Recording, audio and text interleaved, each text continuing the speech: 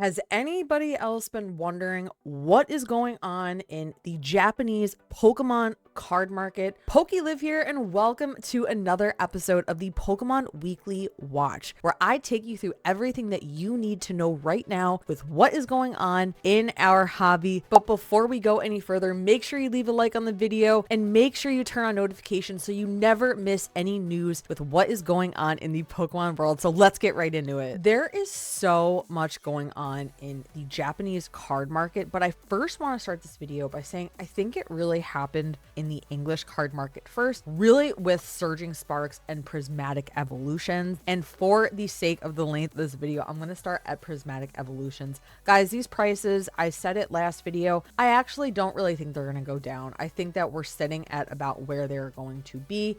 Now, we got that Pokemon announcement that they want to print more, but we haven't seen that yet. I'm not really a fan of printing more because it does lower the value, but from reading all of the comments, it feels like overall people just cannot get their hands on any of these products. One of the biggest things that people do, including myself, I've done this many times, is that we turn to the Japanese version of the set.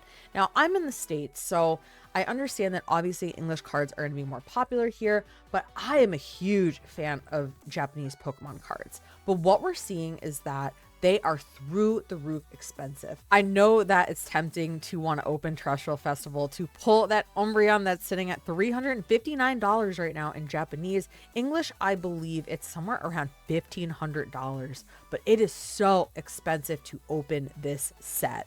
Now, I do want to mention that when we look at traditional Japanese booster boxes, we're looking at about 30 packs versus 36 in English, 10 cards per pack in English versus those 5 cards in Japanese. So you are getting less product, but it's much more affordable. Now, the new set has people absolutely wild. If we take a look at a Japanese booster box in this new set that comes out the end of March, it's not even out yet, $82.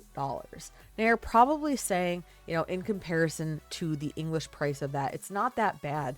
But if we look from previous sets, this is actually a really high starting point, and it started out even worse. People were trying to pre-sell these Japanese Battle Partners booster boxes for $113, and now it's crashed to $82, which makes me happy because my prediction is usually right with Pokemon. I said this set is going to crash, but we're not seeing it with English yet. The Japanese set always comes out first. So I've taken a look at the cards. I will link the video at the end of here so you guys can take a look at what the cards are. I don't think this is going to be a good set. I'm not happy with what I see with the artwork. I don't think it's that great. It's a lot of Pokemon and it's a lot of trainers that people don't really care for. Unless you play the game, you might appreciate it a little bit more, and I've seen that in my comments. But guys, these prices are crazy still. This is a pre-sale item. GameStop isn't doing any more pre-sales of these sets because it's too chaotic. So these are so expensive. Now, if we, kind of go back to the Japanese set, we look here at $82. You guys are probably saying that's not that bad for a booster box. But historically, if you've been around for a while, and it's okay if you're new, I'm trying to educate you. We are all in this together here. If we take a look historically, the Scarlet and Violet era base set released January of 2023, 2 years ago, pretty much to be exact. This is still sitting at $48.60 market price.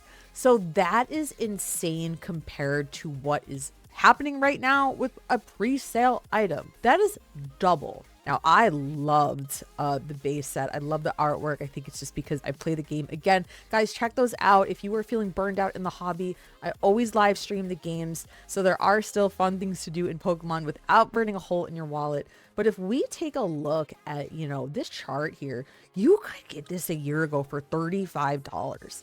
And that's kind of what always happens with the base set when you're still in the era. It's very, very, very low in price, but increases a lot when we move into the next era. So, taking a look at some of the other sets in Scarlet and Violet, I believe this was Paradox Rift Wild Force with the Paradox Pokemon. Great set. I do think this will do well long term, but people just aren't looking at it right now. But you could get this for so cheap, $43.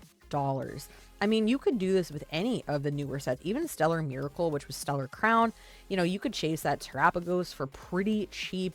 Definitely have a higher shot at pulling it in Japanese, I feel. You know, yes, there are some differences with Japanese cards. That border is going to have a more bronzy color versus the blue color in English. So I know people don't love the difference in color with that border there, but personally, I don't care. I think the Japanese print is beautiful. It's a little bit more sparkly, and it's just always cleaner as far as printing is concerned. But if you can look past that, I highly recommend building a Japanese collection right now. Now, I know someone's going to comment and say, please don't promote this because then, you know, the prices are going to get gouged. I'm a small channel and I really don't see a lot of these sets increasing right now. Surging Sparks even had quite a bit of a crash. You know, it is going up. It's had a lot of dips in prices. You could still get this for $68, which is still lower than the pre-sale item. I think that it's going to crash at some point, especially when the English version of it comes out. I think it's going to probably live somewhere in the 50, you know, price point range for quite a while. But if I were you guys right now, I would be looking backwards at some of these sets and I would really go for them. I think that there's a lot of great ones out there. Even if you really wanted to go for something that you know will be of value, you know, don't spend your money on this Battle Partners booster box. Go for 151 if anything. This is definitely a better buy. So that is going to conclude another episode of the Pokemon Weekly Watch. I hope this video was helpful for you guys. Drop a comment and let me know how you're feeling right now in the hobby. I know it's so tempting to look forward and try and get all of those pre-sale items, but guys, they are so expensive and there's so many older sets right now that are sitting for so cheap. They are so affordable. Go out there and focus on some of the older sets, the ones that people don't want right now. Build a beautiful collection. You can have one. Trust me, it isn't that expensive if you do it right. And that is why I am here. I am not going to be one of those PokeTubers that overhypes every single new set, because not every new set is going to be worth what people are paying for right now. So don't fall into that. I will be doing these every single week so that you can stay up to date on what's worth buying and what's worth maybe just passing on right now. Thank you so much for watching, and I will see you on the next video.